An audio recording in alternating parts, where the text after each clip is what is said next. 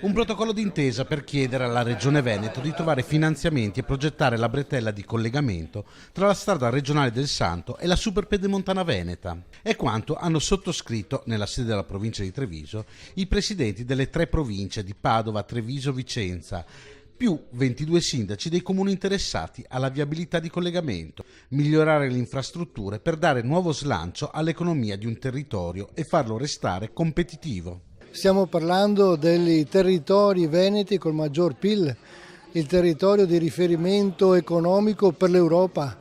e quindi il collegamento viario garantirà questo, dalla Pedemontana a Padova. Ovvio che un primo tratto deve essere rifatto subito, l'altro tratto, quello della 308, deve essere adeguato, ma è un progetto complessivo che deve andare avanti assieme per dare una risposta veloce a questo territorio che deve rimanere ai vertici della competitività e diversamente verremo estromessi dagli eventi, dal mercato, laddove non riusciremo a garantire ed essere in grado di dare risposte concrete a questo territorio.